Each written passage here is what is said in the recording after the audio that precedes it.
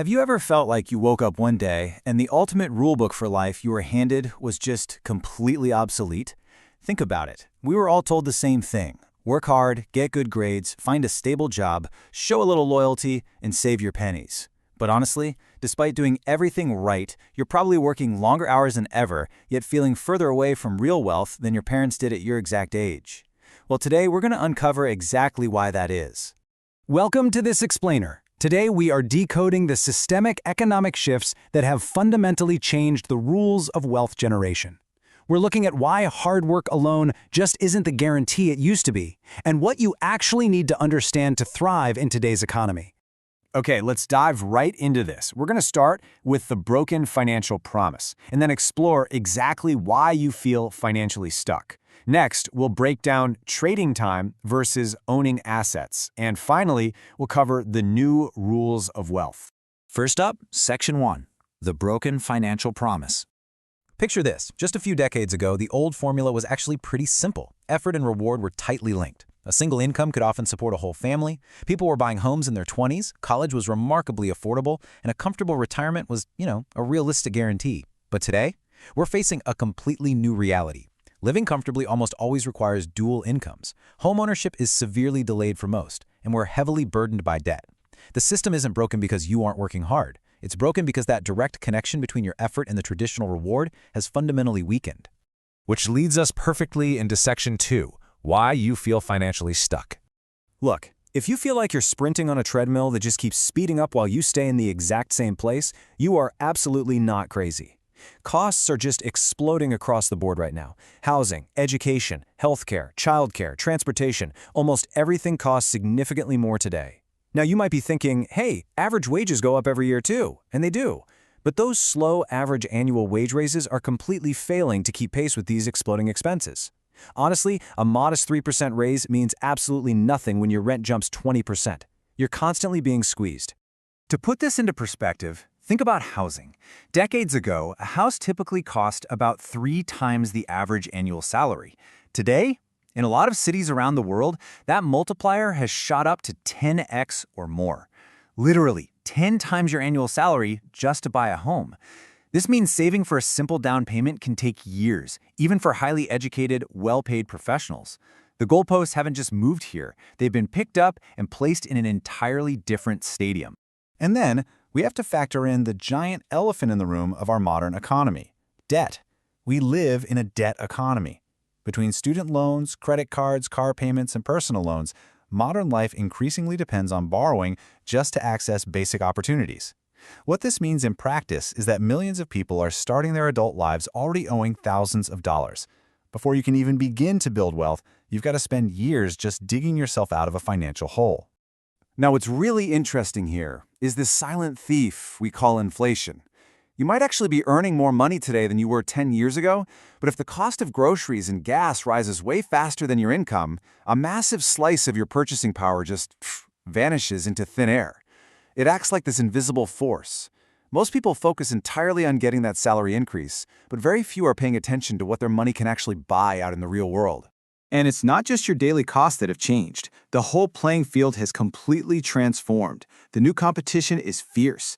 Thanks to technology, you aren't just competing with a person down the street for a job anymore. You're competing with a global talent pool. Companies can literally hire from anywhere.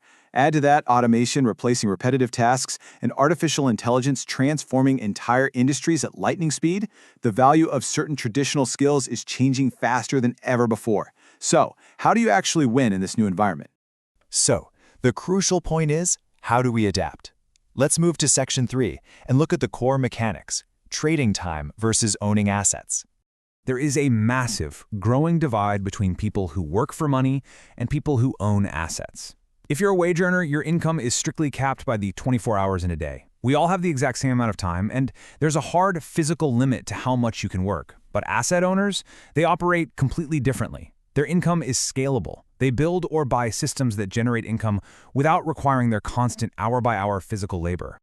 Let's be totally clear on what an asset actually is.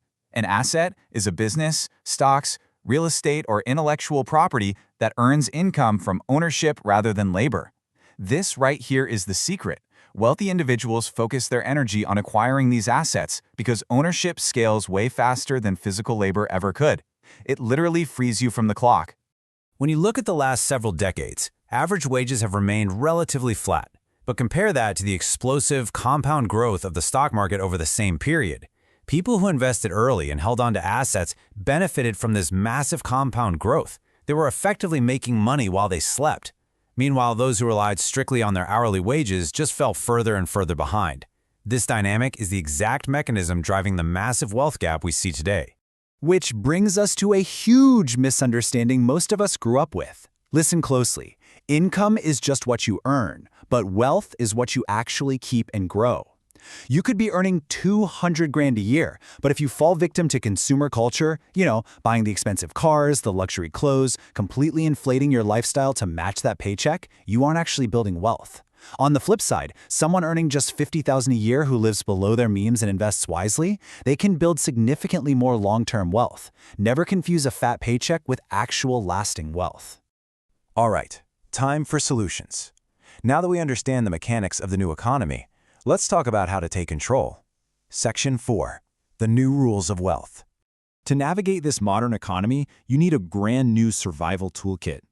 A traditional college degree is still incredibly valuable, for sure, but the education myth tells us it's just no longer enough on its own. You absolutely must develop financial literacy. Schools teach us science and history, but they rarely teach us how to invest, understand taxes, or master compound interest. You also need adaptability to pivot as AI changes your industry. A really strong network, because the best opportunities absolutely still flow through relationships. And the ability to participate in the attention economy, where capturing and providing value to an audience can create totally new, scalable income streams. The wealthy? They never rely on just a single paycheck. They always diversify. Building this resilience usually starts with your primary salary, but then you add investments in the stock market. Next, maybe you build digital products or earn royalties from your intellectual property. And eventually, you might even add rental income from real estate. Building multiple streams of income creates this ironclad financial safety net, so if one stream dries up, you aren't left scrambling just to pay your bills.